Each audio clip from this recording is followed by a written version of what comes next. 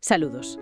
Hoy nos metemos de lleno en uno de esos mitos modernos que todos conocemos, al menos por el cine, los hombres de negro. Eso es.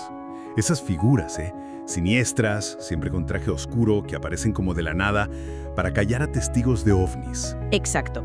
Pero a ver, ¿de dónde sale realmente esta leyenda? ¿Son agentes secretos, pura invención o algo más raro? Pues vamos a intentar desgranarlo. Hay muchos relatos, muchos análisis. Vamos a ver qué podemos sacar en claro. Vale. Empezamos por el principio más citado, ¿no? Albert K. Bender, 1953. Un tipo muy metido en el tema OVNI. Tenía hasta su propia organización, la International Flying Saucer Bureau. Sí, la IFSB. Y el caso es que Bender, anunció que iba a soltar una revelación súper importante sobre los ovnis. Y justo después, ¡pam!, cierra la organización. Desaparece del mapa ufológico. Muy sospechoso. ¿Y qué dijo él? Pues Bender afirmó que le visitaron 3 hombres, vestidos de oscuro, claro, y que le avisaron, le ordenaron que se callara, que dejara de investigar. Y ahí es donde entra su amigo, Ray Barker. Exacto. Barker, que era escritor, vio filón y publicó They Knew Too Much About Flying Saucers. Ese libro, cimentó el mito moderno del hombre de negro. Pero has dicho antes que hay dudas sobre Bender. Sí, hay que ser cautos. Algunas fuentes de la época, gente que le conocía, mencionaban que Bender igual tenía problemas de dinero con su organización. O que era una persona, un poco peculiar, que igual exageró o se inventó parte para salir del paso. Entiendo. Pero si la historia de Bender puede ser algo inestable, ¿cómo es que caló tanto?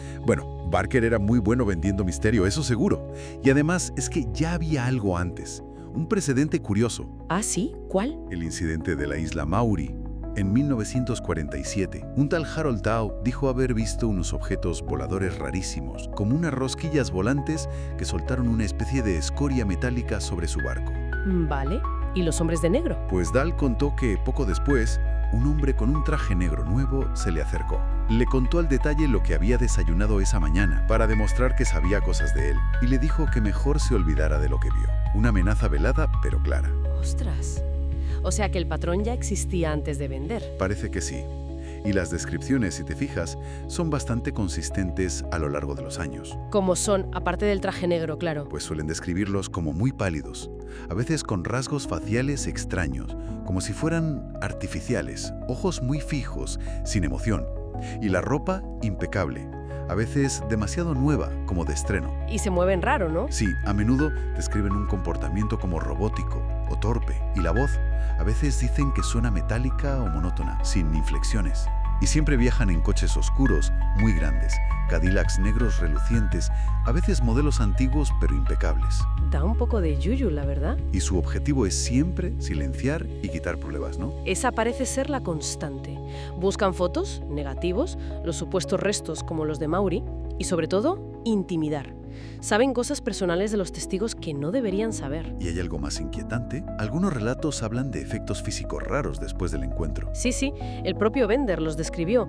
Mareos muy fuertes, náuseas, dolores de cabeza terribles, desorientación. Y el caso de Philip Spencer, el policía británico en 1987, también mencionó cosas así, ¿verdad? Ese acto.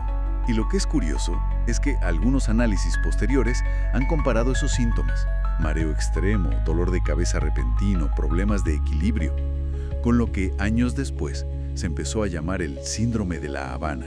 Tela, eso ya nos lleva a otras teorías, claro. Agentes del gobierno usando, tácticas más avanzadas. Es una de las hipótesis fuertes, sí. Que sean operativos de inteligencia, usando métodos de intimidación psicológica o incluso tecnológica. Armas sónicas, quizás, algo que provoque esos síntomas. ¿Y se sabe de agencias concretas? Se ha especulado mucho. Se menciona a la AFOSI, la Oficina de Investigaciones Especiales de la Fuerza Aérea de Estados Unidos, su rama de contrainteligencia, o incluso el Ministerio de Defensa británico.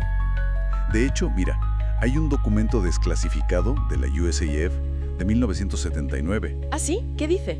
Pues alerta internamente sobre individuos que se hacían pasar por oficiales de la Fuerza Aérea para investigar casos OVNI y confiscar pruebas a civiles. O sea que la propia Fuerza Aérea reconocía que había impostores actuando por ahí. Interesantísimo. Y todo esto, claro, hay que ponerlo en el contexto de la Guerra Fría, el miedo, la paranoia. Fundamental. El panel Robertson de la CIA, en 1953, es clave. Científicos analizaron el tema OVNI. ¿Y qué concluyeron? Pues que los ovnis en sí seguramente no eran una amenaza directa, alienígena ni nada de eso, pero que el interés del público en ellos sí era un problema. ¿Por qué? Temían la histeria colectiva, que se colapsaran las líneas de comunicación en caso de una alerta real, o peor, que una potencia enemiga usara el fenómeno ovni para generar confusión o como tapadera. Así que la recomendación fue: Desacreditar el fenómeno, vigilar de cerca a los grupos de ufólogos, controlar la narrativa. Y ojo, sugirieron usar los medios de comunicación, hasta mencionaron a Disney, para ridiculizar el tema o moldear la opinión pública. increíble. Controlar la narrativa. Y esto nos lleva a pensar, ¿y si estas figuras tienen raíces aún más antiguas, antes de los ovnis modernos? Pues ¿a quién lo sugiere? Hay crónicas del siglo XVII en Inglaterra que hablan de hombres vestidos de negro investigando luces extrañas en el cielo, y se buscan paralelismos con figuras del folclore, como es Spring Hill Jack en la Londres victoriana. Spring Hill Jack, el hombre saltarín ese, ¿no? Ese, una figura oscura, alta, con ojos rojos según algunos, que aterrorizaba a la gente. Quizás el arquetipo del intruso misterioso y amenazante simplemente se adapta a los miedos de cada época. Antes demonios o duendes, luego espías victorianos y en la era ovni, hombres de negro. Y claro, el disfraz más reciente y potente ha sido el de la cultura popular. Totalmente. La franquicia Men in Black lo cambia todo. Los cómics originales eran más oscuros, más rollo terror. Sí, no tenían nada que ver con las pelis. Nada. Las películas con Will Smith y Tommy Lee Jones lo convirtieron en una comedia de acción y ciencia ficción, muy divertida, pero le quitó todo el factor miedo y misterio al concepto original, que igual era el objetivo, ¿no? Como decía el panel Robertson, ridiculizar, quitarle hierro al asunto. ¿Quién sabe? Intencionado o no, el efecto fue ese, diluir el misterio original. Entonces, recapitulando un poco, tenemos la historia de Bender, que es como la piedra fundacional, aunque quizás exagerada o malinterpretada. Luego, posibles operaciones reales de inteligencia en plena Guerra Fría para controlar la información sobre ovnis o tecnología secreta, quizás usando tácticas de intimidación avanzadas. También ecos de figuras del folclore, arquetipos que resurgen con distintas formas a lo largo de la historia. Y finalmente, la cultura popular, que toma el mito y lo transforma en entretenimiento masivo, cambiándolo por completo. Así que las explicaciones van desde lo psicológico y sociológico hasta la contrainteligencia, el folclore. O, como insistía Bender al final, algo realmente ajeno a nuestro mundo.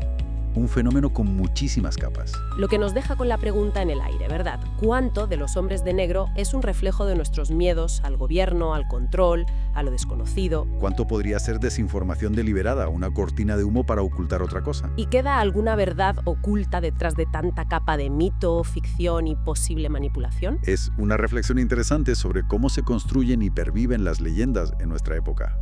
Cómo navegamos entre la información, la desinformación y el misterio puro.